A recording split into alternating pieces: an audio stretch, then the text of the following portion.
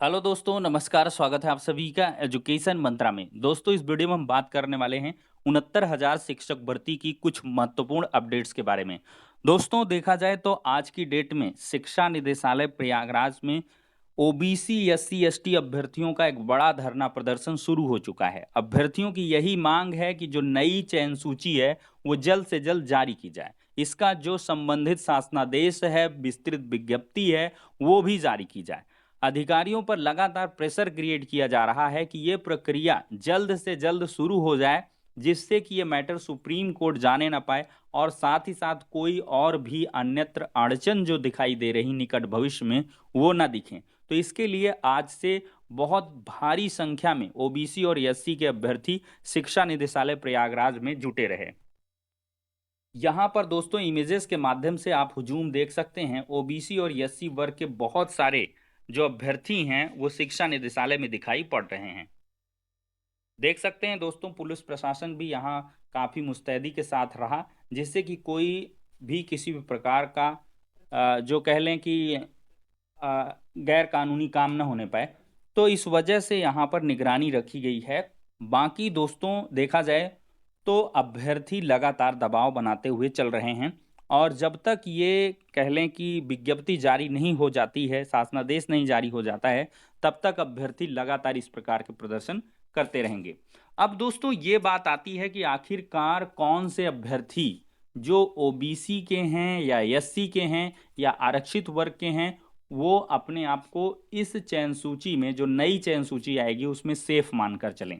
तो दोस्तों एक बात तो यहां से स्पष्ट है कि लगभग जो आपका फाइनल कैटेगरी वाइज गुणांक गया रहा होगा पीछे, आपका चाहे ओबीसी का रहा हो, चाहे एससी का, चाहे एसटी का, उसमें देखिए एससी और एसटी वाले तो सारे कैंडिडेट जो बच रहे हैं लगभग लगभग वो सब हो जाएंगे।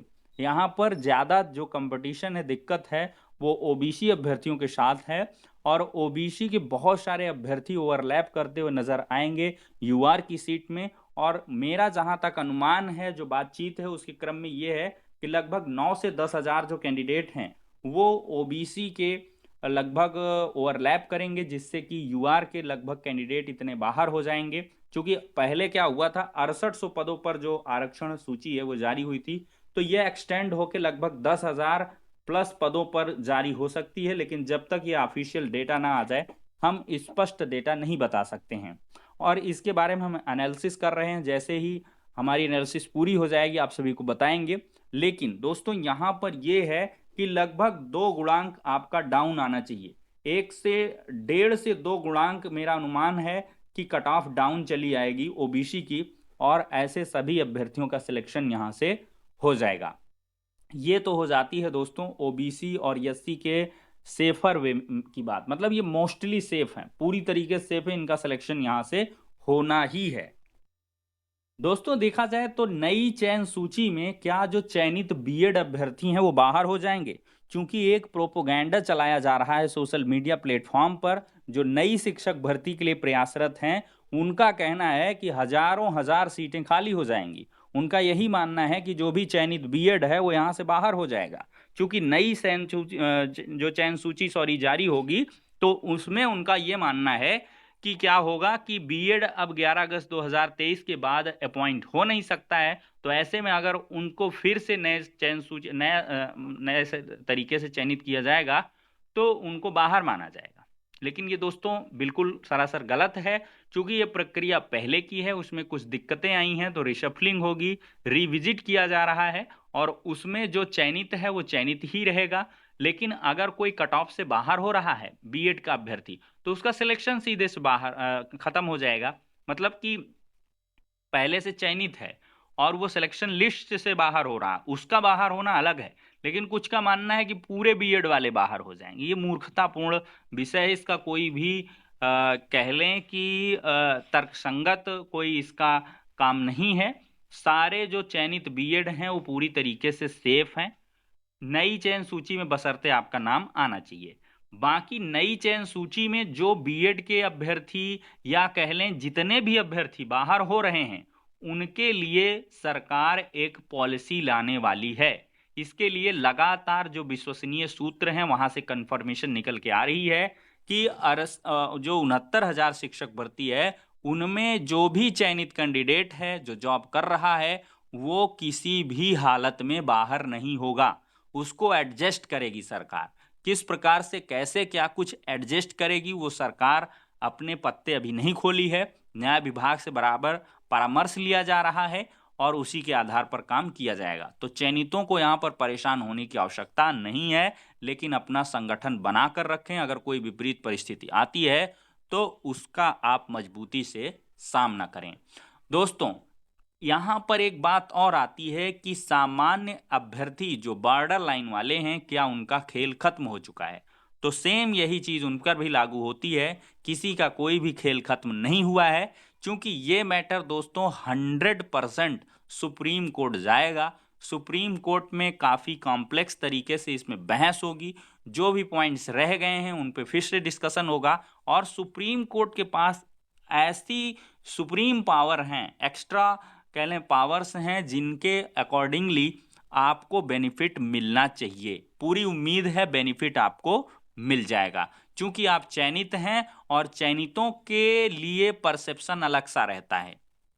बहुत सारे लोग चीख चिल्ला रहे थे बीएड मामले में, लेकिन मैंने साफ तौर पर बताया था कि जो बीएड का अभ्यर्थी 11 अगस्त 2023 के पहले पहले चयनित हो चुका है, जिसकी जॉब लग चुकी है, उसको कहीं से भी कोई दिक्कत नहीं आएगी। लेकिन 11 अगस्त 2023 के बाद कोई भी नए प्रक्रिया से नहीं अंदर आ पाएगा बीएड वाला, या जिसका प्रोसेस कंप्लीट नहीं हुआ 11 अगस्त 2023 के पहले पहले, उसके बाद की अगर अपॉइंटमेंट हो रही हैं तो वहां भी दिक्कतें हैं। तो ऐसे में बहुत सारे बीएड जिनका सिलेक्शन अभी नहीं हुआ था, ओबीसी और एससी के हैं, उनके लिए अड़चने आएंगी, क्योंकि अर्नब घोष की जो एक मिसलेनियस एप्लीकेशन है वो खारिज हो चुकी है सुप्रीम कोर्ट से, और उसमें इस प्रकार के आदेश देखने के लिए मिले हैं। अब ये भी देखना होगा कैसे क्या होगा, ये प्रोसेस काफ़ी पुराना है। इसको भी ले जाएंगे लोग सुप्रीम कोर्ट में, वहाँ से चीज़ें जब क्लियर होंगी तो मामला क्लियर होगा। बाकी उत्तर कुंजी मामले में दोस्तों सभी अभ्यर्थियों को इस नई चयन सूची में ही राहत दे दी जाएगी, और इसी चयन सूची में जो उत्तर कुंजी वाले अभ्यर्थी हैं, जिनका एक आध अंक से रह रहा था, उनका भी इसी नई चयन सूची में स्थान आ जाएगा और पूरी तरीके से उनको भी जॉब लग जाएगी। अब दोस्तों सुप्रीम कोर्ट में यह मैटर कितना लंबा खिंच सकता है? तो दोस्तों सुप्रीम कोर्ट में जब भी मैटर जाता है तो आई थिंक उसमें यह होता है कि subject to the final order case को चला दिया जाता है, या स्टेटस को की सिचुएशन जनरेट कर दी जाती है। क्योंकि बहुत बहुत बड़ा मैटर है, बहुत सारे चयनितों की जॉब जा सकती है, जो डिवीजन बेंच का आदेश है। तो ऐसे में इस प्रकार के क्रूशियल मैटर में सुप्रीम कोर्ट क्या करती है कि स्टेटस को जनरेट कर देती है, जैसा अभी आपने पिछली 12,460 शिक्षक भर्ती में देखा था। और फिर एट लास्ट जो भी रास्ता निकल के आता है वो मध्यम मार्ग का रास्ता होता है, जिसमें कि सरकार को खुद डायरेक्शन दिया था सुप्रीम कोर्ट ने कि अगर इस मैटर की लीगेसी पर अगर हम जाएंगे, 12,460 की मैं बात कर रहा हूं, तो उसमें बहुत सारे कैंडिडेट एग्रीव्ड होंगी। इवन इफ जो प्रीवियस भर्तियां हैं वो भी रडार में आती, तो इस वजह से उन्होंने कहा था कि मध्यम मार्ग अपनाइए, कोई ऐसा फॉर्मूला लेके आइए जिसमें किसी का भी कोई अहित ना हो पाए। तो ठीक उसी प्रकार से ऐसे कुछ आदेश पारित किए जा सकते हैं जिसमें किसी का कोई नुकसान ना हो। ओबीसी एससी की अभ्यर्थी जो आरक्षण के मानकों में आ रहे थे लेकिन उनका सिलेक्शन नहीं हुआ, तो उनको भी कंसीडर कर लिया जाए, और साथ ही साथ जो पहले से जॉब कर रहे हैं उनको भी यहाँ पर कंसीडर कर लिया जाए। कुछ ऐसे आदेश या खुद सरकार के पॉलिसी मेकर के पास ऐसे जो है कह लें कि नियमों को लाने के लिए कहा जा सकता है। ये कुल मिला के एक अनुमान मात्र है, और सरकार का पूरा झुकाव भी इस ओर है। देखिए आज के भी जो ई फ्लैश हैं उनमें ये लिख के आया है, नई मेरिट से शिक्षकों की नहीं जाएगी नौकरी। इलाहाबाद हाई कोर्ट 69,000 शिक्षक भर्ती परीक्षा परिणाम नए सिरे से जारी करने का आदेश दिया गया है। इस मामले में बढ़ती राजनीति को देखते हुए सीएम योगी ने खुद ही कमान संभाल ली है।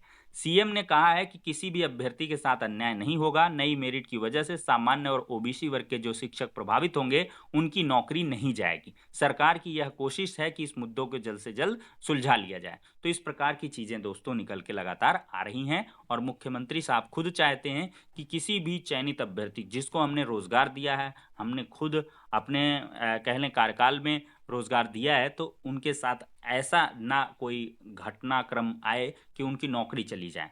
तो ठीक है दोस्तों, मुख्यमंत्री जी आपके साथ हैं और उन्होंने क्लियर डायरेक्शन भी दे रखे हैं, तो ज़्यादा परेशान ना हो और धैर्यपूर्वक प्रतीक्षा करें। जो जैसी अपडेट होंगी लगातार आपको इस चैनल के माध्यम से हम प्रोवाइड करते रहेंगे। वीडियो को ज़्यादा से ज़्यादा लाइक करें, चैनल को सब्सक्राइब करके रखें। नेक्स्ट वीडियो में मिलते हैं।